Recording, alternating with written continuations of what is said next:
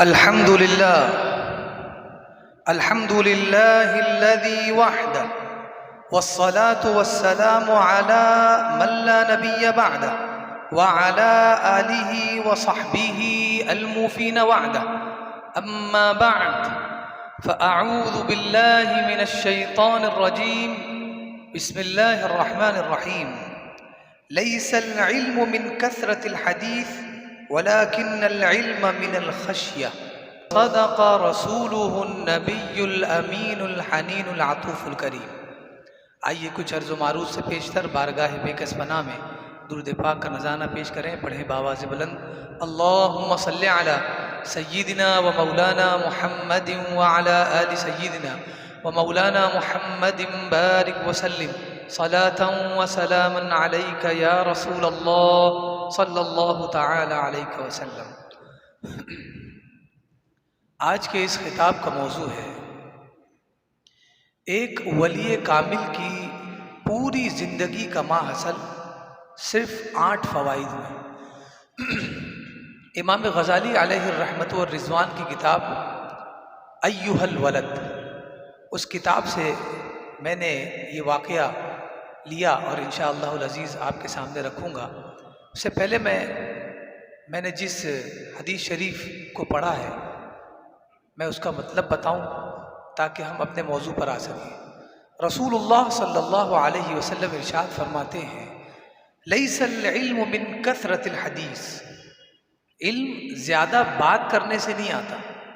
علم کا مطلب زیادہ بات کرنا نہیں ہے.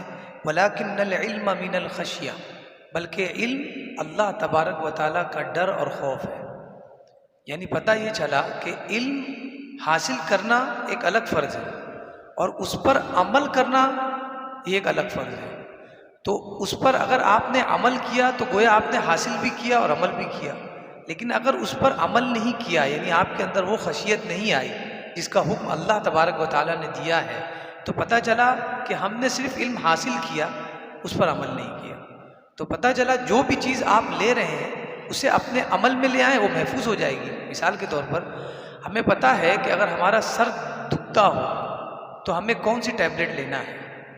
جب ہمارا سر دکھے اور ہم وہ ٹیبلٹ نہ لیں جبکہ ہمیں معلوم ہے، ہمیں اس کا علم ہے، تو بتائیے یہ علم کس فائدے کا کہ ہم اس علم سے فائدہ نہیں اٹھا رہے. تو ہم ہمیشہ درد سر میں مبتلا رہیں گے. موضوع بہت بڑا ہے. ایک حساب سے دیکھیں کہ ایک ولی کامل کی زندگی کا ماحصل کیا ہے. بہت بڑی چیز ہے یہ، لیکن یہی ہوتا ہے علم دینے کا طریقہ. علم نافع اسی کہتے ہیں کہ بڑے سے بڑے سمندر کو کوزوں میں سمو دے. خواجہ غریب نواز علیہ رحمۃ الرضوان نے تو بالکل ہمارے سامنے یہ بتایا، مادی طور پر بتا دیا کہ سمندر کو، دریا کو ہم کوزے میں بھر دیتے ہیں. تو ظاہر سی بات ہے اتنا بڑا علم ہو اور اس کو 8 فوائد میں خالی مشتمل کر دیا جائے، منحصر کر دیا جائے، یہ بالکل ممکن ہے، کوئی بڑی بات نہیں ہے. تو سب سے پہلے تو میں یہ بتاؤں کہ ہمارے یہاں پہلے تو علم نہیں تھا، علم دین، لیکن اب الحمدللہ علم دین کی طرف لوگ راغب ہوئے ہیں، توجہ ہوئی ہے. اب خود بھی پڑھتے ہیں، اپنے بچوں کو بھی علم دین حاصل کرنے کے لیے بھیجتے ہیں. لیکن اب اگلا قدم جو اٹھانا ہے وہ یہ ہے کہ ہم یہ دیکھیں ہمیں زیادہ علم حاصل کرنا ہے یا زیادہ عمل کرنا ہے. چونکہ ظاہر سی بات ہے جب علم آ گیا تب اس کے بعد کا اگلا پروسیجر چلے گا اور زندگی ایسی ہی چلتی ہے، ہم کہیں رک نہیں سکتے. جہاں ہم رکے وہیں سے نئی منزل شروع ہوتی ہے. تو اب الحمدللہ یہ ایک ماحول بن گیا علم حاصل کرنے کا. اب اس کے بعد یہ دیکھنا ہے کہ ہمیں علم کتنا حاصل کرنا چاہیے. اب لوگ پریشان ہیں، وہ عالم بنے، فاضل بنے، قاری بنے، مفتی بنے، ادیب بنے، کیا بنے، سب بننے کے بعد بھی وہ بہت زیادہ مطمئن نہیں ہوتے. تو ایسے ہی ایک شخص تھے، یہ امام غزالی علیہ رحمۃ الرضوان کے شاگرد تھے، جنہوں نے خود خط لکھا امام غزالی علیہ رحمہ کو اور عرض کی کہ حضور میں نے ہر علم حاصل کر لیا اور ہر فن مولا ہوں، جس فن کو بھی میں نے چھوا ہے اس میں اس کا مولا بن گیا. لیکن اب حال یہ ہے کہ پتہ نہیں چل پا رہا ہے کہ کون سا علم میرے لیے فائدہ مند ہے. میں یہ سلیکٹ نہیں کر پا رہا ہوں، میں کیا کروں. تب آپ نے انہیں ایسا ہی ایک واقعہ سنایا، اور آج پوری تقریر اسی واقعے پر محور ہے۔ اور واقعہ بھی وہی تھا کہ ایک شاگرد سے استاد نے پوچھا، استاد تھے سیدنا شقیق البلخی رضی اللہ تعالیٰ عنہ، اور ان کے شاگرد تھے حاتم الاسم، بہت بزرگ شخصیت گزری ہے، یہ ان کے شاگرد تھے شقیق بلخی کے۔ تو آپ نے فرمایا اپنے تلمیذ، اپنے شاگرد سے، شقیق بلخی نے، کہ آپ میرے پاس کتنے سالوں سے ہو، یعنی کتنے سال سے میرے پاس علم حاصل کر رہے ہو؟ حاتم الاسم سے ارشاد فرمایا، انہوں نے کہا حضور 33 سال سے میں آپ کے پاس ہوں، 33 سال سے میں علم حاصل کر رہا ہوں۔ 33 سال میں تو آج بندہ کہاں سے کہاں نکل جاتا ہے، لیکن وہ 33 سال سے صرف علم ہی حاصل کر رہے تھے۔ عمروں کا جو ایوریج تھا وہ بھی اس وقت اسی طرح کا تھا جیسا آج ہے، بہت پرانی بات نہیں ہے۔ کہا کہ میں 33 سال سے آپ کی بارگاہ میں ہوں۔ تب آپ نے پوچھا ایک ٹیچر اور ایک ماسٹر ہونے کی حیثیت سے کہ 33 سال میں کتنے علم حاصل کیے، کتنے فوائد حاصل کیے؟ انسان کو خوشی ہوتی ہے کہ اپنا شاگرد سے معلوم کرے کہ اس نے کیا حاصل کیا ہے اس سے، اگر زیادہ حاصل کیا ہو تو بہت خوشی ہوتی ہے۔ آپ نے کہا کہ حضور 33 سال میں میں نے صرف 8 فائدے حاصل کیے، 8 فوائد حاصل کیے ہیں۔ تو فوراً سید شقیق البلخی علیہ رحمہ نے فرمایا انا للہ و انا الیہ راجعون۔ انہوں نے فرمایا حاتم اسم، میں تم کو 33 سال اپنی ایج کے میں نے دے دیے، تمہارے لیے میں نے اپنا وقت صرف کر دیا، اور تم صرف 8 ہی فوائد حاصل کر سکے۔ تو آپ نے کہا کہ حضور یہ جتنا علم آپ نے پڑھایا ہے یہ آپ کا بہت بڑا احسان ہے، لیکن ان سارے علوم میں نے ان 8 چیز کو دیکھا جو مجھے دنیا میں بھی اور آخرت میں بھی نجات دلا دے گی، اور یہی تو ہر کوئی چاہتا ہے کہ دنیا میں بھی وہ نجات حاصل کر لے، سکون سے رہے، اور آخرت میں بھی اسے کوئی ٹینشن، کوئی فکر نہ رہے۔ تو میں نے دیکھا ان 8 چیزوں میں ساری چیزیں آ جاتی ہیں، اور ان کے علاوہ مجھے اور کسی چیز کی ضرورت ہے بھی نہیں۔ تو شقیق بلخی علیہ رحمہ نے فرمایا کہ بتاؤ ایک ایک کر کے وہ کیا چیز ہے، آج وہی بیان کیا جائے گا۔ الفوائد الاولی، الفائدۃ الاولی، سب سے پہلا فائدہ انہوں نے بتایا کہ میں نے مخلوق کو دیکھا حضرت، جب پوری کائنات کے لوگوں کو میں نے دیکھا تو میں نے دیکھا کہ ہر ایک کسی نہ کسی کی محبت میں لگا ہوا ہے، ہر ایک کسی نہ کسی کو چاہتا ہے۔ بیٹا باپ سے محبت کرتا ہے، کوئی عاشق اپنے معشوق سے محبت کرتا ہے، دوست اپنے دوستوں سے محبت کرتا ہے، ہر ایک کسی نہ کسی کی محبت میں لگا ہوا ہے۔ میں نے دیکھا ہر ایک کسی نہ کسی سے لگاؤ تو اس کو ہے۔ تو میں نے یہ دیکھا کہ اتنا لگاؤ ہونے کے باوجود جب وہ مر جاتا ہے، اس کا معشوق، اس کا دوست، اس کا محبوب جب مر جاتا ہے تو وہ اس کے ساتھ اس کے جنازے میں بھی شریک ہوتا ہے، جنازے کے ساتھ ساتھ وہ قبرستان میں بھی جاتا ہے، لیکن قبر تک ہی جاتا ہے۔ کچھ لوگ تو نماز پڑھتے ہیں چلے جاتے ہیں، کچھ لوگ کاندھا دیتے ہیں اور وہیں سے چلے جاتے ہیں، کچھ بہت قریبی ہوتے ہیں تو قبر کے پاس تک بیٹھ جاتے ہیں، لیکن میں نے ایسا کوئی محبوب نہیں دیکھا جو قبر کے اندر اپنے محبوب کے ساتھ لیٹتا ہو۔ تو میں نے کہا کہ ایسا کوئی دوست مل جائے اگر دنیا میں جو قبر میں بھی میرا ساتھ دے تو میں تو اسی کو دوست بناؤں۔ فائدہ کیا ہوگا ایسے کو دوست بنانا جو قبر تک ہی ساتھ دے، اس کے بعد ہاتھ دے دے۔ تو آپ نے کہا کہ میں نے دیکھا، میں نے پڑھا آپ کے پاس جو کچھ، اس میں مجھے پتہ چلا کہ قبر میں بھی اگر کوئی میرا ساتھ دے سکتا ہے، دنیا میں بھی اور قبر میں بھی، تو وہ میرے نیک اعمال ہیں۔ اگر میں نماز کا پابند تھا تو وہی میرا ساتھ دے گا۔ میں اپنے کسی دوست کے بولنے پہ کہ آج میچ ہے یا آج کوئی بہت اہم میٹنگ ہے، بہت زبردست جلسہ ہے، میں اپنی نماز نہیں چھوڑوں گا۔ کیوں؟ کیونکہ مجھے پتا ہے یہ دوست قبر کے باہر تک ہے، لیکن میرا عمل صالح قبر کے باہر بھی دے گا عزت اور اندر بھی عزت دے گا، ساتھ جائے گا۔ تو میں نے کہا کہ اب مجھے کسی اور کی ضرورت نہیں، عمل صالح کو میں اپنا محبوب، اپنا معشوق بناؤں گا۔ دوسرا فائدہ آپ نے فرمایا میں نے پوری مخلوق کو دیکھا، سروے کیا، تو مجھے پتہ چلا کہ ہر ایک شخص اپنے آپ کا غلام ہے۔ کسی کو سگریٹ کی عادت ہے، کسی کو دوستوں کے ساتھ بیٹھ کر فالتو باتیں کرنے کی عادت ہے، کسی کو ویڈیو گیم کھیلنے کی عادت ہے، کسی کو ریلز اسکرول کرنے کی عادت ہے، بلا فائدہ، کوئی فائدہ نہیں، اگر فائدہ ہے تو الگ بات ہے۔ تو میں نے دیکھا ہر ایک انسان اپنے نفس کا غلام ہے، نفس جو بولتا ہے وہ کرتا ہے، وہ یہ نہیں دیکھتا فائدہ کس میں ہے۔ تو میں نے دیکھا کہ ہر ایک اپنے آپ کا غلام ہے. تو میں نے کہا کہ میں کیا کروں؟ میں اپنے رب سے پوچھتا ہوں. رب کی بارگاہ میں گیا تو اللہ نے یہ ارشاد فرمایا، رہنمائی فرمائی، وَأَمَّا مَنْ خَافَ مَقَامَ رَبِّهِ، اور جو اپنے رب سے ڈر گیا، اپنے رب کے سامنے کھڑے ہونے سے ڈر گیا کہ میں کیسے کھڑا ہوں گا، میں اپنے رب کو کیا منہ دکھاؤں گا، اس سے ڈر گیا. وَنَهَى النَّفْسَ عَنِ الْهَوَىٰ، اور اپنے آپ کو، اپنی نفس کو اپنی خواہشات سے روک لیا.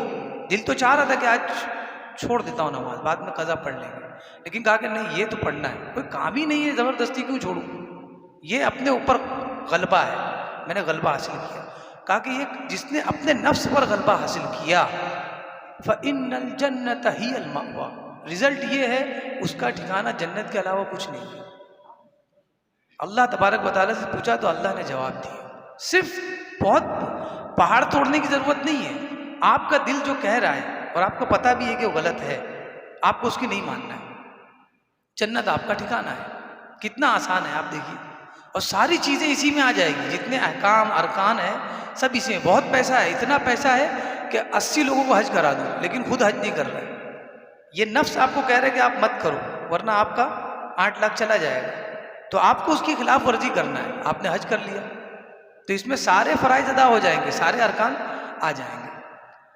تیسرا فائدہ، آپ نے کہا کہ پھر میں نے مخلوق کو دیکھا، اس کا سروے کیا، تو ریسرچ کے بعد مجھے پتا چلا کہ ہر کوئی مال دنیا جمع کرنے میں لگا ہوا ہے. سب لگے ہوئے ہیں مال جمع کرنے میں، بینک بیلنس بنانے میں. تو اور بنانے کے بعد، ساری چیزیں بنانے کے بعد اپنے ہاتھ میں پکڑ کے رکھتے ہیں. پاسورڈ کسی کو دیتے نہیں ہیں، وہ بالکل اپنے پاس رکھتے ہیں، اپنی کیبن میں رکھتے ہیں. بہت مضبوط تجوری لا کر رکھے ہیں، کیونکہ ان کو ایسا لگتا ہے جو میں نے حاصل کر لیا ہے، تو کیونکہ حاصل میں نے کیا ہے تو اب جائے گا بھی میری اجازت سے، اور اس کو ایسا لگتا ہے اگر میں نے اجازت نہیں دی تو یہ جائے گا نہیں. تو میں نے اللہ کی بارگاہ میں عرض کی، اے اللہ مجھے میری رہنمائی فرما. تو اللہ نے فرمایا، ما عندکم ینفد وما عند اللہ باق. اللہ نے فرمایا جو کچھ اے میرے بندو تمہارے پاس ہے، تمہارے جیب میں ہے، تمہاری تجوری میں ہے، تمہارے بینک اکاؤنٹس میں ہے، ینفد، وہ سب ختم ہونے والا ہے. میں گارنٹی دے رہا ہوں ختم ہی ہوگا. تم چاہو کہ مت چاہو، تم بینک سے 1 روپیہ کسی کو لینے مت دو، تب بھی وہ ختم ہوگا. کیسے؟ آپ ہی ختم ہو جاؤ گے. تو فائدہ کیا اس پیسے کا؟ ما عندکم ینفد، جو تمہارے پاس ہے میرے بندو وہ سب ختم ہوگا. وما عند اللہ باق، اور جو کچھ اللہ کے پاس ہے وہ ہمیشہ باقی رہے گا. تو حاتم الاسم کہتے ہیں کہ اس دن سے میں نے سارا پیسہ لیا اور صدقہ کر دیا. صدقہ اس لیے نہیں کیا کہ مجھے اس کی ضرورت نہیں تھی، مجھے بہت ضرورت تھی، لیکن اس کی سب سے زیادہ ضرورت مجھے قیامت میں تھی، کیونکہ وہاں کوئی پیسہ ہو، کوئی سکہ ہو، کوئی کرنسی نہیں چلتی. وہاں کی کوئی کرنسی نہیں ہے سوائے وہ کرنسی جو دنیا میں نیک اعمال کی صورت میں ہو. یہ کرنسی بن جاتی ہے وہاں پر. تو میں نے سارے پیسے لیے اور صدقہ کر دیا تاکہ یہ سب میرا آخرت کے اکاؤنٹ میں چلا جائے. اتنی فکر ہے. یہ فکر انسان میں اگر پیدا ہو جائے تو وہ کچھ نہ کچھ تو صدقہ کرتا رہے گا. تاکہ صدقہ اس لیے نہیں ہے کہ اللہ کو فائدہ دو گے، یہ قیامت میں آپ کی کرنسی آپ کو واپس لوٹا دی جائے گی. جیسے ایسل ورڈ جاتے ہیں تو ہم پورا پیسہ دیتے ہیں، وہاں پر ہم کو کیا ملتے ہیں؟ ٹوکن ملتا ہے. بس اسی طرح قیامت میں آپ کو یہ ٹوکن ملے گا، یہ لیجیے آپ کو ساری محنت. پتہ چلے گا اس دن کتنا ٹوکن ہمارے پاس ہے. تو اسی لیے میں نے ساری چیزوں کو صدقہ کر دیا. چوتھا فائدہ، آپ نے کہا کہ میں نے کچھ لوگوں کو دیکھا جن کو یہ لگتا ہے کہ ساری عزت، سارا شرف جو ہے پریوار میں ہے. اگر بڑا پریوار ہے، بڑی فیملی ہے تو یہ بہت فخر کی بات ہے. بہت زیادہ بچے ہیں تو بہت فخر کی بات ہے. بہت مال و دولت ہے تو یہ بہت بڑے فخر کی بات ہے. زیادہ اولاد کا ہونا، اسی طرح کسی کا مال غصب کر لے تو یہ بہت فخر کی بات ہے. میرے سامنے کوئی کھڑا نہیں ہو سکتا ہے، بہت فخر کی بات ہے. میں مال غصب کر لوں، کوئی چو چرا نہیں کر سکتا، یہ بھی فخر کرتا ہے. میں کسی پہ ظلم کر لوں تب بھی کوئی مجھ کو آواز نہیں کر سکتا ہے، یہ بھی بڑے فخر کی بات ان کے لیے ہوتی ہے. میں کسی کا قتل کر دوں تب بھی وہ چو چرا نہیں کر سکتا، اس پہ بھی لوگ فخر کرتے ہیں. تو میں نے دیکھا کہ لوگوں کے فخر کے الگ الگ کرائٹیریاز ہیں. کوئی خون کرنے پہ فخر کرتا ہے، کوئی کسی کا مال ہڑپنے پہ فخر کرتا ہے. تو میں نے کہا کہ اصل میں فخر کی بات کیا ہے؟ میں اللہ سے پوچھتا ہوں. رب کی بارگاہ میں گئے، اللہ نے فرمایا ان اکرمکم عند اللہ اتقاکم، تم میں اللہ کے نزدیک سب سے بہترین وہ ہے جو تم میں سب سے زیادہ تقوی والا ہے، جو پرہیزگار ہے۔ تو اس کو پتہ چلا کہ تقوی اگر ہم نے کر لیا، ظالم کا ظلم سہ لیا، اپنا مال کسی نے غصب کیا اسے سہ لیا، تو وہ بظاہر بڑا ہو گیا لیکن آپ اصل میں بڑے ہو گئے۔ یہ آپ کا تقوی ہے کہ آپ اپنی حدود پار نہیں کی، آپ نے اس کو برا بھلا نہیں کہا، بلکہ آپ نے صبر کیا اللہ کی ذات پر۔ پانچواں فائدہ کہا کہ میں نے دیکھا کہ بعض لوگوں کی برائی کرتے ہیں، ان کی چغلی کرتے ہیں۔ کیوں کرتے ہیں؟ صرف مال اور مرتبے سے حسد رکھنے کے لیے۔ یہاں آئے کوئی کہا کہ بھائی فلاں جگہ ٹوپی کہاں ملتی ہے، پتہ ہے کہ وہ فلاں شخص ٹوپی بیچتا ہے لیکن اس کو اس کا ایڈریس نہیں دیا، صرف حسد ہے کہ اس کے پاس میں سے زیادہ مال نہ ہو جائے۔ کوئی ایڈریس پوچھا جس میں کسی کا فائدہ ہونا ہے لیکن وہ ایڈریس نہیں بتایا، کیوں؟ تاکہ اس کا فائدہ نہ ہو جائے۔ حسد، جلن مال اور دولت کے لیے کہ میرے سے زیادہ وہ مال میں نہ ہو جائے۔ یہ جب میں نے دیکھا تو میں اللہ کی بارگاہ میں نے دروازہ کھٹکھٹایا۔ اللہ نے جواب دیا، بندے نحن قسمنا بینہم معیشتہم فی الحیات الدنیا، بندے ہم نے ان کے درمیان دنیا میں رہنے کے لیے جو چیزوں کی ضرورت ہے وہ سب پہلے سے تقسیم کر دیا۔ اب تم اس کو صحیح ایڈریس بتا کے اس تک بھیجو یا مت بھیجو، اس کو جتنا فائدہ ہم نے دینا ہے وہ ملے گا، اور جتنا نقصان تم کو دینا ہے تم کو وہ بھی ملے گا۔ تم یہ مت سوچو کہ تم کسی کے رزق پہ تالا لگا سکتے ہو، کبھی نہیں ہو سکتا۔ یہ سب اللہ نے خود فرما دیا، ہم نے تقسیم کر دیا ہے۔ جب تقسیم کر دیا ہے تو ہم اور آپ کون ہوتے ہیں جادو کرنے والے؟ ہم اور آپ کون ہوتے ہیں کچھ دبانے والے؟ یہ سب کچھ بھی نہیں ہے، اللہ نے خود تقسیم کر دیا ہے۔ تو اس کا مطلب یہ ہے کہ آپ اس کی تقسیم سے راضی نہیں ہیں تو آپ اس کی تقسیم بدل سکتے ہیں؟ خدا خدا ہے، بندہ بندہ ہے، ہمیں اپنی اوقات کو سمجھنا چاہیے۔ چھٹا فائدہ کہا کہ میں نے لوگوں کو دیکھا کہ بعض لوگ دوسروں سے دشمنی رکھتے ہیں، صرف کس کے لیے؟ اپنی غرض کے لیے، صرف اپنی غرض کے لیے اور شیطانی وسوسوں کے لیے۔ شیطان نے وسوسہ ڈالا، بس دشمنی پیدا کر لی۔ یہ ادھر جا رہا تھا، اس کا مطلب یہ ہے کہ میری بائک اس نے یوز کی تھی۔ کوئی بھی کسی بھی طرح کا ایک دل میں وسوسہ آیا اور کہا کہ یہ آدمی اچھا نہیں ہے، بس وسوسے کی بنیاد پر کسی نے وسوسہ ڈالا۔ وسوسہ کہاں سے آتا ہے؟ شیطان کی طرف سے۔ شیطان نے وسوسہ ڈالا، ہم نے مان لیا اور اپنے ہی دوست سے، اپنے ہی بھائی سے دشمنی مول لے لی۔